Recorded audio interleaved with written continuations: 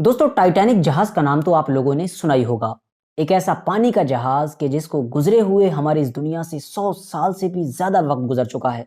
जिसको समुद्र में डूबे हुए 100 साल का एक लंबा वक्त गुजर चुका है, मगर उसके बावजूद भी ऐसा महसूस होता है कि मानो ये आज ही की बात हो।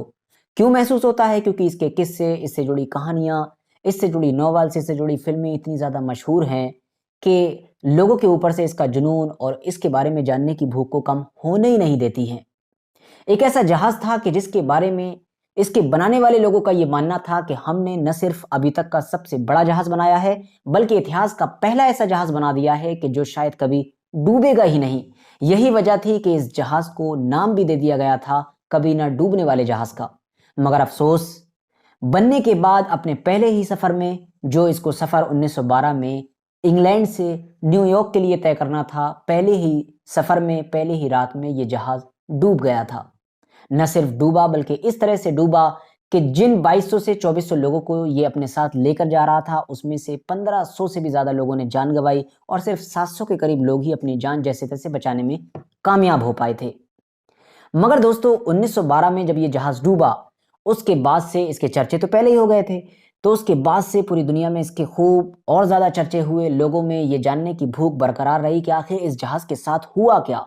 कैसे डूबा, कहाँ गया? जब ऑलरेडी इसके बनाने वाले लोगों का ये दावा था कि हमने ऐसी टेक्नीक का इस्तेमाल किया है कि इसको कोई नहीं डुबा सकता है, तो फिर इसको डुबाया किसने? और क्यों डुबाया? कैसे डुबाया? लेकिन फिर भी कोई भी इंसान इसके बारे में कुछ नहीं जान सका, लाख कोशिशों के बावजूद। मगर फिर दौर आया 1985 का, और 1985 में ही पहली बार हमारे दुनिया के एक्सपर्ट्स इस जहाज के मलबे को ढूंढने में कामयाब हो पाए थे। आप लोग अंदाजा लगाइए कि 1912 से 1985 में कितना लंबा गैप है बीच में। फिलहाल जब 1985 में इसके मलबे को ढूंढ लिया गया, तब एक बार ये फिर से चर्चाओं में आया दोबारा। और इस बार इसकी चर्चाएं और भी ज्यादा जोश के साथ हुई। लोगों ने इसके ऊपर कहानियां लिखना शुरू की, बड़ी बड़ी किताबें लिखना शुरू की। उतने ही शौक के साथ लोगों ने इसकी कहानियों को पढ़ना शुरू किया। फिर फिल्मी डायरेक्टर्स की इसके ऊपर नज़र पड़ी, तो फिर इसके ऊपर सीरियल्स और फिल्में बनना शुरू हुई। और तभी वो फिल्म भी वजूद में आई कि जिसको हम सब लोग आज के दौर में टाइटैनिक के नाम से जानते हैं, और जो आज भी हमारी दुनिया में बे इंतहा मशहूर है। ये फ़िल्म कितनी ज़्यादा कामयाब हुई थी और कितनी ज़्यादा मशहूर है, इस चीज़ का अंदाज़ा इस बात से लगाया जा सकता है कि आज इतना वक़्त गुज़र चुका है, मगर उसके बावजूद भी इस फ़िल्म की गिनती दुनिया की जो सबसे ज़्यादा कमाने वाली फ़िल्में हैं, सबसे ज़्यादा कलेक्शन करने वाली फ़िल्में हैं, उनमें चौथे नंबर पर होती है। और एक इंटरेस्टिंग बात ये है कि इससे पहले भी जो 3 फ़िल्में हैं, उन 3 फ़िल्मों में अवतार की 2 फ़िल्में हैं, जो अवतार सीरीज़ है, उसके अलावा एक एवेंजर सीरीज़ की एक मूवी है। तो ये तो ऑलरेडी ऐसी मूवीज़ हैं कि जो अभी रिसेंटली रिलीज़ की गई हैं पिछले कुछ सालों में। और रिसेंटली अगर देखा जाए तो हालात ऐसे हैं कि फ़िल्मों का इतना बड़ा कलेक्शन करना आम बात हो गई है। दुनिया टेक्निकल इतनी ज़्यादा हो गई है, सिनेमाज़ इतने ज़्यादा हो गए हैं, मोबाइल पर लोग इतने ज़्यादा एक्टिव हो गए हैं कि इन सब का इतना ज़्यादा कलेक्शन करना नॉर्मल बात मानी जाती है।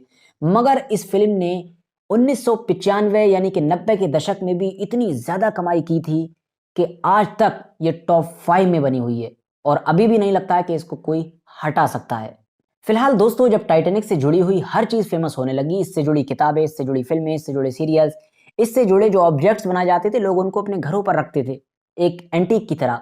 तो ज़ाहिर है इसका असर टूरिज़्म पर भी देखने को मिला। बहुत सारे लोगों ने, बहुत सारी कंपनीज़ ने टूरिज़्म में भी इसका इस्तेमाल करना शुरू कर दिया और इससे फ़ायदा कमाना शुरू कर दिया। अब आप लोग सोच रहे होंगे ये कैसे मुमकिन हुआ था? बहुत सारे लोग जो टाइटैनिक के बारे में और भी ज़्यादा गहराई से जानने का शौक रखा करते थे, उन्हें ये ऑप्शन दिया जाता था, ये ऑफ़र किया जाता था कि आपको इतनी रकम देना होगी, हम आपका इंतज़ाम करेंगे, आपको पूरी फैसिलिटीज़ देंगे और आपको बाकायदा समुद्र की गहराई में ले जाया जाएगा। और अंदर गहराई में ले जाकर आपको बाकायदा जो ओरिजिनल टाइटैनिक है, जो मलबा पड़ा हुआ है समुद्र की हज़ारों फीट गहराई में, उसको दिखाया जाएगा। अब ज़ाहिर है जब लोग ऑलरेडी इसको जानने के बारे में इतना ज़्यादा क्यूरियस थे, इतना ज़्यादा शौकीन थे, तो लोग किया करते थे।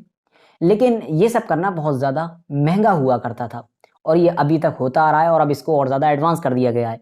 और अब जो अचानक से पिछले 2-3 दिन से आपने देखा होगा टाइटैनिक न्यूज़ में छाया हुआ है, उसकी वजह भी यही है। मैटर ये हुआ है कि एक कंपनी है, वो करती ये है कि लोगों के साथ कॉन्ट्रैक्ट करती है। इस कॉन्ट्रैक्ट के तहत आपको उस कंपनी को लगभग 2,50,000 के करीब डॉलर्स देना होते हैं, जो हमारे इंडियन रुपीस में लगभग 2 करोड़ से भी ज़्यादा की रकम है। और बदले में कंपनी क्या देगी आपको? कंपनी बदले में ये देगी कि आपका पूरा इंतज़ाम कराएगी, आपको एक स्पेशल टाइप की जो सिलेंडर की तरह दिखता है, एक शिप होती है, उसमें बैठा लेगी, ऑक्सीजन का इंतज़ाम होगा, खाने-पीने हर चीज़ का वो इंतज़ाम होगा, उसमें पूरी फैसिलिटीज़ होंगी। और उसकी मदद से आपको समुद्र की लगभग 50,000 से भी ज़्यादा फीट की गहराई में ले जाया जाएगा। वहाँ पर जो ओरिजिनल टाइटैनिक का मलबा पड़ा हुआ है, उसका आपको दीदार कराया जाएगा और आपको देखने का मौका दिया जाएगा।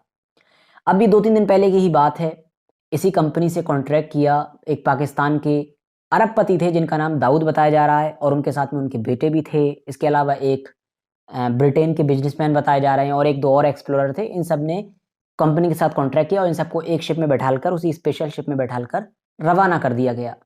मगर अफ़सोस, इस शिप को समुद्र के अंदर छोड़े हुए 1 से 2 घंटा भी नहीं हुआ था, उसके बाद ही ऊपर के एक्सपर्ट्स का इससे कनेक्शन टूट गया है और तब से लगातार इसको ढूँढने की कोशिश की जा रही है, मगर वो लोग नहीं ढूँढ पा रहे हैं। न्यूज़ में हर जगह यही खबर चल रही है, बड़ी-बड़ी टीमें लगा दी गई हैं, मगर उसके बावजूद भी इस स्पेशल शिप का, और छोटी-सी जो शिप होती है सिलेंडर की तरह, इसका कुछ भी पता नहीं चल पा रहा है। और अफ़सोस की बात ये है कि इसके अंदर सिर्फ़ और सिर्फ़ 96 घंटे की ऑक्सीजन का इंतज़ाम होता है।